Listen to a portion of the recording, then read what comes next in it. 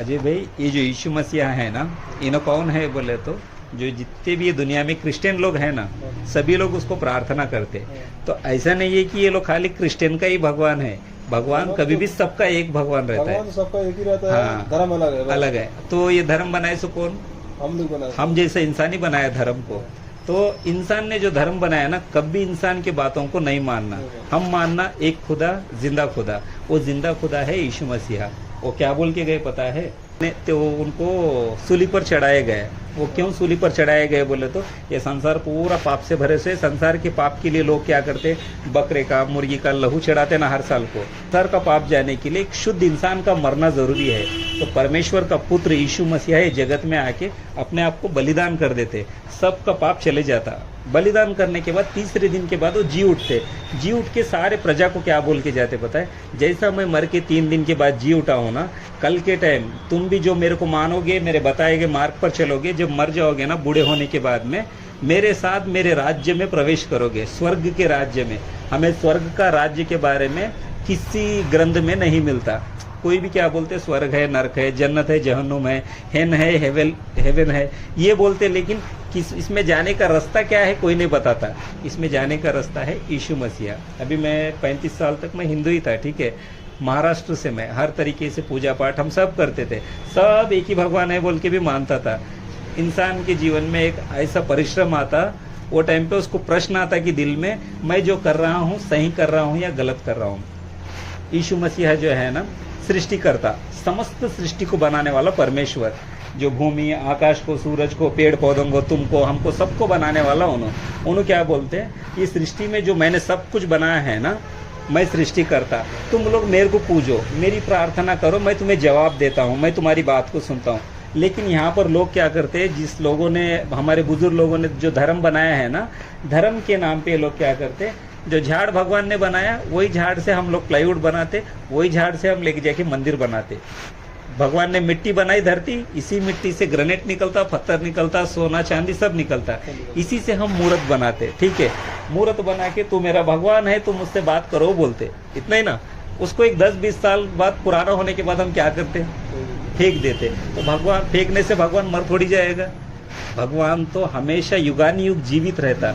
वो जीवित परमेश्वर हमारे दिल में रहता। लोगों को ये बात नहीं मालूम, उसके लिए लोग क्या करते, वस्तुओं में भगवान को ढूंढते। आप कोशिश करना कभी भी मंदिर में जाने के बाद, मैं किया हूँ पहले, मंदिर में जाके एक आधा घंटा 1 घंटा उसके सामने ठहर के, तो है तो मुझसे बात कर, तो है तो मुझसे बात कर, आपको कोई शब्द नहीं आएगा, ऐसे ही देखते रहेगा वो। थोड़े दिन के बाद, आप 10 साल के बाद जाओगे तो उसकी जगह पे दूसरी मूर्त आएगी। लेकिन यीशु मसीहा जो है ना, जीवित परमेश्वर है। हम एकांत में जाके घुटनों के बल बैठकर, तू है तो मुझसे बात कर बोल के इस धीमे आवाज में जब हम बात करते ना, अपने कान में उसका स्वर सुनाई देता। मैं हूँ मेरे पुत्र, तुम बोलो तुम्हारी इच्छा क्या है बोल के वो पूछता। जब डरना नहीं उस टाइम पे भगवान का आवाज सुन के, क्यों बोलते हमें लगता है कि किसी ने मेरी आवाज सुनी। अभी मैं बात कर रहा हूँ, आप सुन रहे हो, आप बात कर रहे हो तो मैं सुन रहा हूँ। वैसा भगवान भी सुनना, जवाब देना, उसमें जान है जैसा। अब हम इतने सालों से हर जगह पे गए, किसी ने हमसे बात किया? कौन से मंदिर में, कौन से मस्जिद में, किधर भी बात नहीं करता भगवान।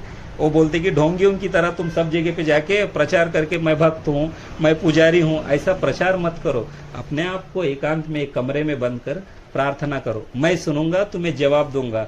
और वो जो जवाब है ना, आपके अंतरात्मा रहता है अपने अंदर, और एक उसको मालूम पड़ता है कि किसी ने मेरी बात सुना और मैं जो शब्द बोला हूँ किसी के कान में गए हैं। इसको बोलते हैं जीवित परमेश्वर। उसके अलावा परलोक राज्य में कोई नहीं जा सकते। उसको मानने का कारण ये नहीं है कि उसके पास जाने से पैसा देगा, घर देगा, हमारे परिवार को अच्छा रहेगा, ये तो देगा, लेकिन उसको मानने का कारण एक ही है कि मरने के बाद उसके राज्य में हम प्रवेश करते। यहाँ पर एक 10 साल 20 साल और एक 30 साल हम जीते रहते, इसके बाद में हम कहाँ जाते? आदमी क्या सोचता है, आज हम कमा रहे, आज पैसा आ रहा है, 1000 की जगह 2000, 2000 की जगह 2 लाख, इतना कमा के खा पी के तृप्त रह के घर लेकर बच्चे बीवी के साथ अच्छा रह रहा है, बहुत अच्छी बात है। लेकिन जब बूढ़ा हो जाता है ना ही उसका पैसा साथ में आता, वो 3 टाइम सही खा नहीं पाता, बरोबर अपने पैरों पे चल नहीं पाता, कुछ सामान उठा नहीं पाता, उस समय उसको भगवान का याद आता।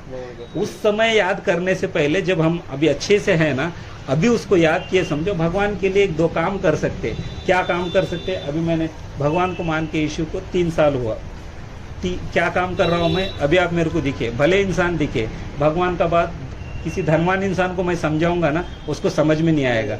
भगवान बोलते कि धनवान मेरे राज्य में प्रवेश नहीं करेगा, क्योंकि उसका मन जिधर लगे सो रहता है ना, वो उधर ही समाप्त होता है। लेकिन हम जैसे लोग हमेशा परिश्रम करते रहते कि कब तक ऐसी जिंदगी, कब तक ऐसी जिंदगी। हम जैसे लोगों को भगवान बोलता, दीन लोगों की प्रार्थना मैं सुनता हूँ, दरिद्र लोगों पर मैं अनुग्रह करता हूँ।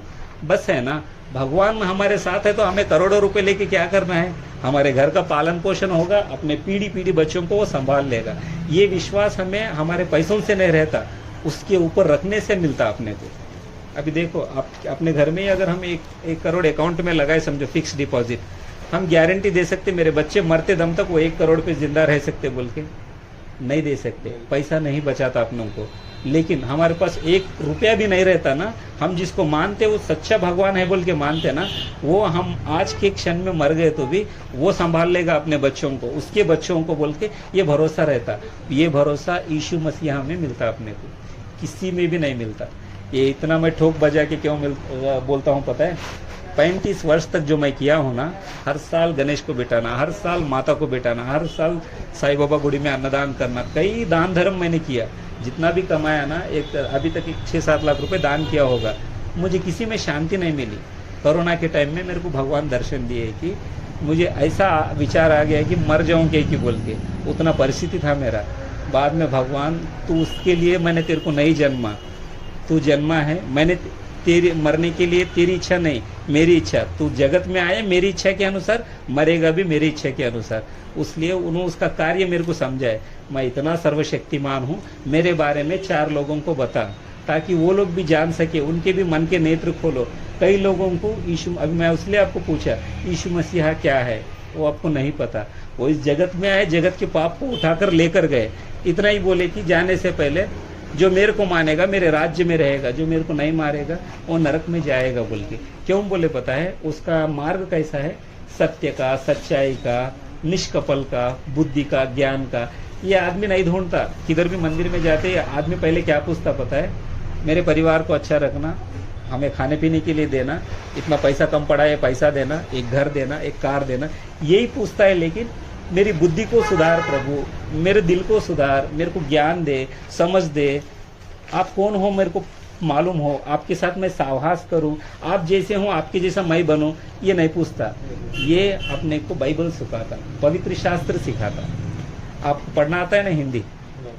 मैं जितना बोला हूँ ना, ये पढ़ने के बाद आप मेरे से ज्यादा बोलोगे। क्यों बोलते? उतना ज्ञान का बात रहता है इसमें। जब तक मैं ये नहीं पढ़ा था ना, मेरा बुद्धि कैसा था पता है? एक 4-5 दोस्त हम लोग हर शनिवार को नाइट में यहाँ से जाना, किसी ढाबे में बैठना, खाना पीना, फिर दूसरे दिन सुबह में उठ के आना, मौज मस्ती करना, पैसे कमाना। कार का व्यापार था मेरा, कारों को बेचना। जितना पैसा आता था, मेरे जैसा कोई नहीं है, ऐसा गर्व करता था मैं। इसको जानने के बाद ये सारा चीज पूरा कचरा है, ये हम कुछ साथ में नहीं लेकर जाते। लेकर जाते तो खाली उसकी सच्चाई लेकर जाना। हम वो जिस प्रकार से इधर जीने के लिए बोला है ना, उस प्रकार से जीना अपन। ये 5वें अध्याय से पढ़ना, आपको हर चीज का, हर प्रश्न का जवाब मिलता है। आपके सामने मोड़ी भी बात नहीं कर सकता, उतना ज्ञान का बात इसमें रहता है। अब पढ़िए। हाँ।